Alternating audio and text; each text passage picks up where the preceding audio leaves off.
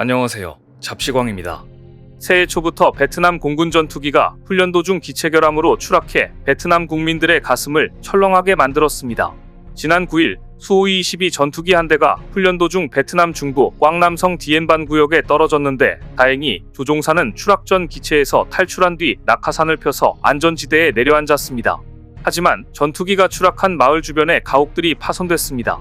사고 당시의 상황을 조금 더 살펴보면 오전 11시 15분경 한 농부가 밭에서 일하던 중 갑자기 비행기 소리를 들었습니다. 위를 올려다보니 긴 연기 흔적이 보였고 비행기는 매우 빠르게 날아가고 있었습니다. 몇 초 후 낙하산이 펼쳐지며 조종사가 추락 전 비행기에서 탈출하는 모습을 목격합니다. 다른 목격자는 집에서 TV를 보다 폭발음을 들었다고 합니다. 급히 달려가 보니 전투기가 떨어진 곳은 민가였고 집 지붕이 비행기에 부딪혀 벽돌이 흩어지고 옆집 벽과 지붕이 무너진 것을 봤습니다. 그의 집에서 수십 미터 떨어진 곳에 비행기 한 대가 공터에 추락해 있었고 연기가 높이 솟고 주위의 잔해가 흩어져 있었다고 합니다. 베트남 국방부는 이 사건이 공군 372사단 929연대가 계획에 따라 다낭공항에서 출발하는 훈련 비행 조직 중 발생했다고 밝혔습니다. 이 전투기의 조종사는 이륙 후 10분 만에 기체 문제로 착륙할 수 없다고 보고했습니다. 비행기 지휘부는 비행기를 인구 밀집 지역에서 빼낸 후 낙하산 탈출을 명령했습니다. 군경은 사고 현장을 봉쇄하고 잔해 수거 및 사고 원인 파악에 나섰는데요. 베트남 공군 372비행단의 도안태 선대령은 조종사가 기체 결함을 인지한 뒤 탈출했다고 밝혀 조종사의 실수가 아니라는 점을 재확인했습니다. 조종사의 실수가 아니라 구닥다리 전투기의 기체 결함이라는 점을 명확히 하려는 것입니다. 추락한 전투기는 구소련 시절인 1970년대부터 실전에 배치된 구형 전투기의 대명사 수호이 22로 베트남에는 1979년부터 도입됐습니다. 이 전투기의 추락 사고는 이번에 처음이 아닙니다. 잊을만하면 한 번씩 사고가 났다고 해도 과언이 아닙니다. 앞서 2018년에도 수호이 22 전투기 추락 사고가 발생해 조종사 2명이 목숨을 잃었습니다. 2015년에는 수호이 22가 남중국 해상에 떨어지면서 조종사 2명이 비상 탈출했고 2019년 4월에는 수호이 22 전투기가 훈련 중 추락해 조종사가 사망하는 사고가 발생했습니다. 지난해 1월에도 공군 921비행단 소속 수호이 22 전투기 한 대가 훈련 도중 북부 옌바이 공항 부근에 추락했습니다. 당시 조종사는 결함이 생긴 기체를 통제하려다가 결국 숨졌습니다. 조종사 전응옥 유이 대위는 훈련 비행을 마치고 복귀, 착륙을 시도하는 과정에서 기체 결함으로 전투기가 추락하자 비상 탈출하라는 본부의 명령을 받았지만 기체를 바로잡기 위해 애쓰다가 탈출하지 못한 채 안타깝게 사망한 것으로 전해졌습니다.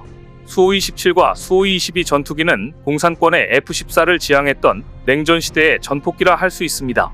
1960년 당대에는 최고의 성능을 자랑한 수호이 7 전폭기가 소련군에 실전 배치됐으나 소련군 당국은 수호이 7의 착륙 속도에 만족하지 못한 데다 여러 설계상의 문제점을 지적했습니다. 이후 계속 성능을 개량해 수호이 17은 수많은 파생형이 제작되었으며 대부분의 수출 영상은 수호이 20 혹은 수호이 20이라는 명칭으로 판매됐습니다. 이후 수호이 17 시리즈는 미그 23BN 및 미그 27과 함께 소련이 가장 자주 운용한 주력기체 중 하나가 되었으며 쌍발 엔진 전투기인 수호이 25가 도입되면서 근접 항공 지원 임무를 교대했고 수호이 34가 도입되면서 폭격 임무를 교대했습니다. 소련은 수호이 17의 마지막 형상인 수호이 17M4와 미그 23, 27을 1998년경 모두 퇴역시켰습니다. 하지만 자신들은 퇴역시켰어도 수호이 17 시리즈는 1990년까지 계속 양산됐으며 2,800대 이상이 제작되어 다수의 해외 국가로도 수출됐습니다. 수호이 17은 여전히 폴란드나 베트남, 앙골라, 시리아, 우즈베크 공화국, 리비아 등지에서 운용 중입니다. 유럽에서는 폴란드 공군이 수호이 21을 운용했으며 2003년 8월 19일 한 대의 수호이 22M4K가 방공포대 연습 중 우군 사격에 당해 격추당한 사례가 있었습니다. 폴란드는 한때 수호이 21을 전량 퇴역시키고 무인 항공기로 교체하는 방안을 고려했지만 한동안 계속 이들 기체를 보유했으며 2015년에는 12대의 수호이 22M4와 4대에서 6대의 수호이 22UM3K만 선별하여 수명 연장과 기골 보강 작업을 실시했습니다. 당시 폴란드는 경제 상황 때문에 해당 기체의 현대화 작업은 수행하지 않은 것으로 알려졌습니다. 이때 수명 연장이 되지 않은 기체 일부는 어디 있을까요? 지금은 폴란드 육군 박물관에 보내져 전시 중입니다. 한국으로부터 최신 전투기를 구매한 후 이 구닥다리 전투기들을 박물관에 기증한 것입니다. 폴란드 조종사는 한 언론과의 인터뷰에서 파일럿 프렌들리가 아니다라고 표현해 수호이 22 전투기가 얼마나 운용하기 힘든 구식인지를 말해주었습니다.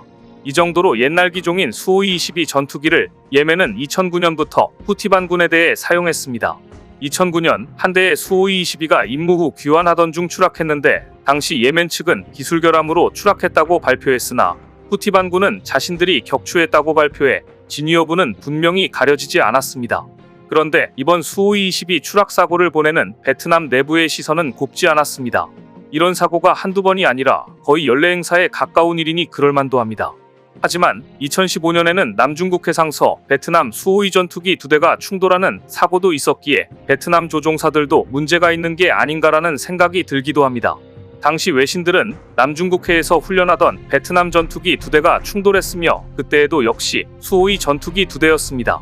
그런데 당시 사고가 발생한 해역은 중국과 영유권 분쟁을 벌이고 있는 남중국해 해상이어서 더욱 문제였습니다. 중국은 끊임없이 베트남의 하늘을 노리고 있기 때문입니다.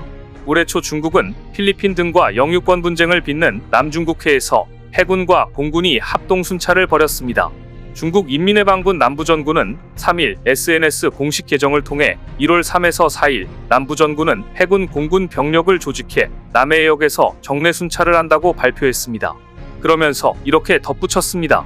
우리 부대는 항상 고도의 대비태세를 유지하면서 국가 주권 안보와 해양권 이익을 굳게 수호한다. 남중국해를 어지럽게 하고 분쟁 지역을 만드는 어떠한 군사활동도 모두 통제 중이다. 마치 자기 집 앞마당이나 자기 영토를 순시하는 군대의 어투처럼 보입니다. 남중국해는 막대한 석유와 천연가스가 매장돼 있는 데다 중동에서 중국, 일본, 한국 등 동북아 지역으로 가는 유조선이 통과하는 전략적 요충지라 중국은 이들 지역에서 베트남, 필리핀 등과 항상 마찰을 빚으면서도 주도권을 놓지 않으려 합니다. 이렇게 수호이 전투기는 낡아서 계속 사고를 일으키고 중국은 남중국해를 자기 앞마당이냥 순찰순시하면서 문제를 일으키고 긴장의 끈을 놓을 수 없는 베트남은 공군력 증강을 위해 전투기 구매를 고려 중입니다. 베트남이 가장 신경을 쏟는 곳이 바로 주력 전투기 분야인데요. 베트남의 주력 전투기 구성은 미그 21기 144대와 수호이 22기 8대 등 132대의 노후 기종으로 이루어졌기 때문입니다. 두 기종 모두 냉전이 한창이던 지난 1960에서 1970년대에 대량 제조된 것으로 중국의 첨단 전투기들과는 성능면에서 비교가 되지 않을 정도로 구식입니다.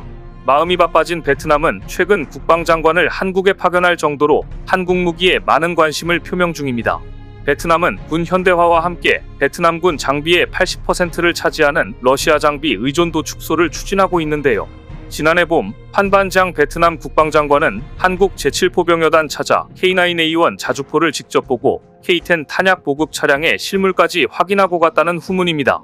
K10 탄약 보급 차량은 세계 최초의 탄약 재보급 자동화 장비 체계로 K9 자주포에 신속하게 탄약을 보급해 자주포 전력의 전투 지속 능력을 높이는 역할을 합니다. 이날 이후 한화에어로스페이스는 베트남으로의 무기 수출이 가시화되는 분위기라고 전했고 베트남 군사 전문지 인민군대 역시 한국 제7포병여단을 방문한 장 장관의 모습을 공개했습니다. 베트남 국방장관이 눈여겨보고 간 K9A1 자주포는 K9의 개량형으로 길이 12m, 너비 3.5m, 높이 3.28m에 전투 중량 47톤으로 분당 6발을 사격할 수 있습니다. 주엔진의 도움 없이 임무 수행이 가능하도록 보조동력 장치를 탑재했으며 조종수 야간 잠망경을 열상형으로 교체해 야간 전투 능력이 향상됐습니다. 베트남은 지상에서는 K9A1 자주포에 공중에서는 FA-50에 관심을 표하고 있습니다. 특히 한국 항공우주산업이 말레이시아와 필리핀 등 베트남 주변국과 FA-50 판매 계약을 체결하자 베트남의 발걸음도 빨라졌습니다. 한국은 2015년 필리핀에 FA-50PH 2대를 수출했는데 당시 필리핀 국방장관은 이렇게 말했습니다. 우리가 다시 초음속 전투기 시대로 돌아온 것을 기쁘게 생각한다. AP통신도 필리핀군이 한국의 FA-50 도입으로 2005년 미국 노스롭 F-5 전투기 퇴역 이후 10년 만에 다시 초음속 전투기를 보유하게 됐다. 이렇게 필리핀 공군의 초음속 시대를 열었던 한국은 최근 필리핀에 한국형 FA-50 전투기 12대를 추가로 수출하게 되었습니다. 남중국해를 두고 중국과 대치 중인 말레이시아와 필리핀이 공군력을 증강하고 있는 데다가 러시아로부터 더 이상 전투기를 공급받을 수 없게 된 베트남은 한국의 FA-50과 차세대 전투기 KF-21을 구매하는 것에 다른 대안을 찾기는 어려울 듯합니다. 오늘 준비한 소식은 여기까지입니다. 댓글을 통한 여러분들의 많은 의견 기다리겠습니다. 시청해주셔서 감사합니다.